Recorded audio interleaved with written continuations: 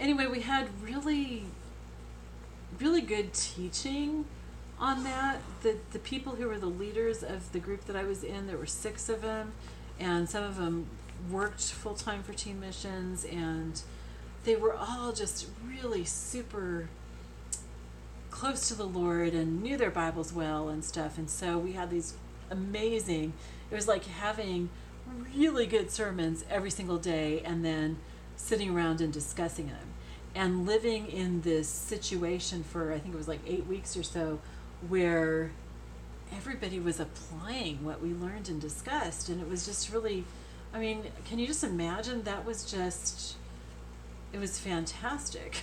It was just, you know, if we could all have that experience, it would just be wonderful. I'm so blessed that I got to have that experience, because not everybody gets to.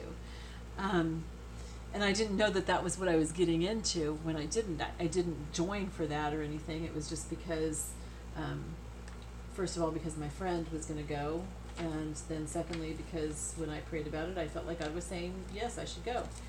And so anyway, so that was a real strong influence. And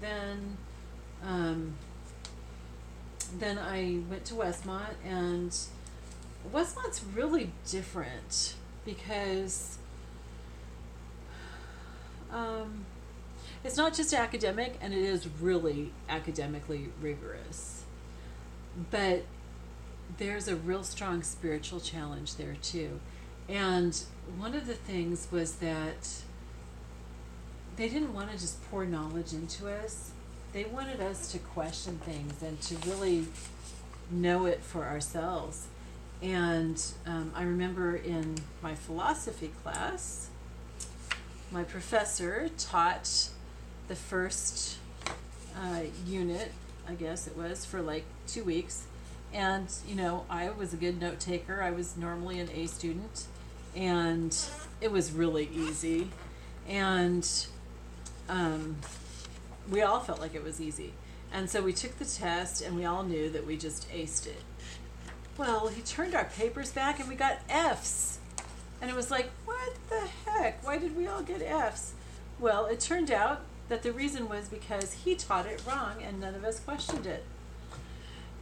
That was another one of those paradigm shifts for me. And I didn't really learn at that point to question anybody outside of Westmont. It was safe to question at Westmont. And when I went off to George Fox, I mean, I just kind of thought that all colleges were that way. And so I questioned my teachers a lot. And then I realized after a couple weeks that nobody else did. And I thought, ooh, this probably seems like I'm rude. And so I went and apologized to a couple of the teachers, and they said, no, this is great, because, you know, we don't want to just pour knowledge into people's heads.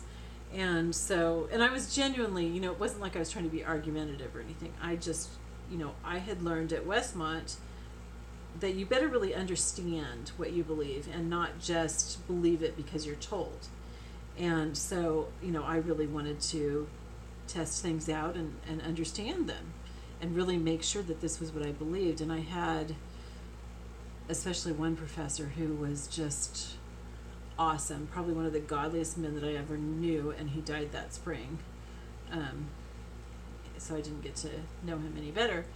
But I had several classes from him because I knew, you know, I was only there for one semester, and, you know, I wanted to take advantage of as many courses as I could get with him. In fact, I quit. I really wanted to take conducting, and I started taking that, and I quit that so that I could take another class from him. But so my time at Westmont, my time at Fox, and not just my classes, but the experiences with other students. I mean, the amazing discussions that we had every single night and day, and the time with professors. You know, we would go over to some of these professors' homes. Sometimes we would just show up at their homes with pie or something, and they were so gracious. And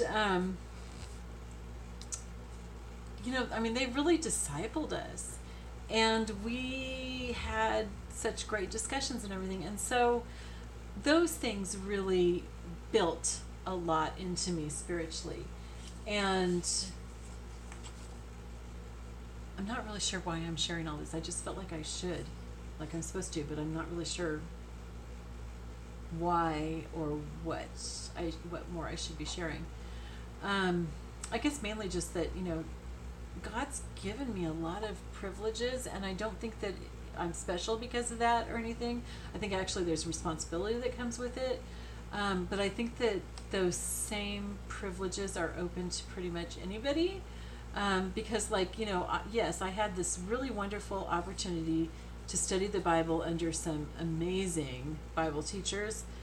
But nowadays, with the internet especially, that kind of thing is available to anybody. There is no reason why you can't get the same kind of teaching that I got by going to this college, because there's so much good teaching out there. You just have to find it, and you have to take it seriously and take notes and look at it like taking a class. And anyway, yeah. I'm not really sure what I was trying to say, but I feel like I've had some really amazing opportunities and some amazing teachers and stuff, that it's just been, and I feel like I need to be a good steward of that. And sometimes I'm not sure how. Anyway, so, but all that to say that, yeah, I had some really good training, and I've had some really awesome experiences, but I've also been through some really, really hard experiences and scary things and stuff that just shook my faith sometimes. And so, I'm not immune to that. And I'm sure I won't be in the future. It's like I shared in another one of these talks, that suffering is really important. It's part of life, and it's not an accidental part of life. It's part of what's supposed to be part of life. And it's what grows us. It's what makes us closer to God. It's what makes us more compassionate towards other people.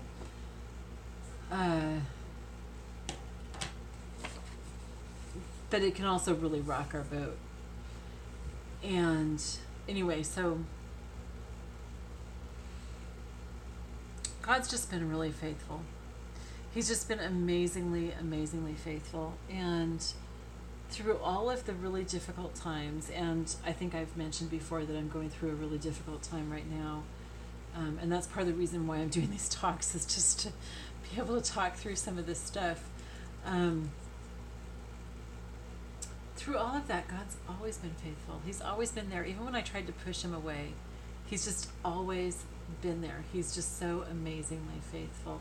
And my life verse is Ephesians 3:20, which all of a sudden I've lost. God is able to do exceeding abundantly beyond all that we ask or even imagine.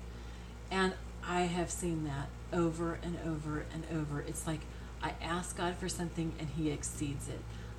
He does things that I never would have even thought of. And I'll share some of those with you some other time. We've hit 40 minutes, and so I want to stop. But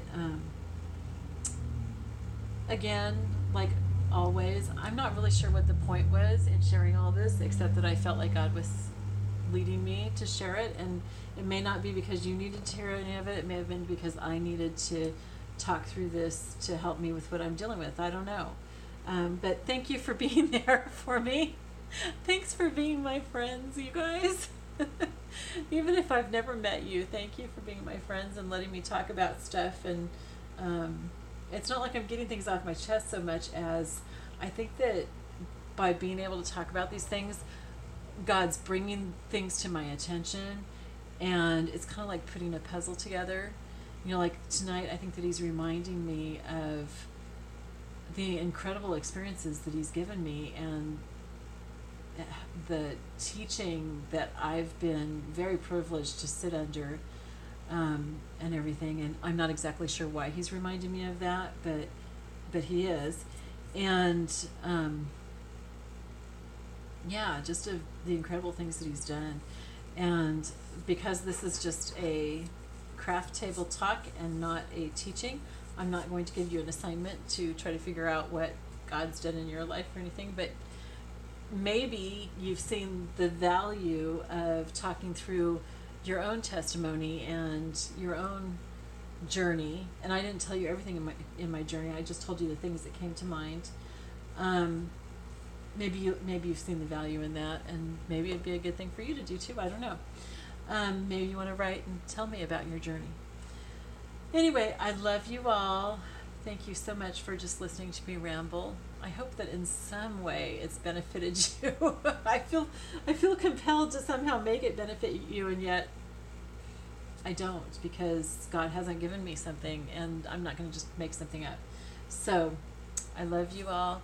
I will talk to you later. Bye-bye.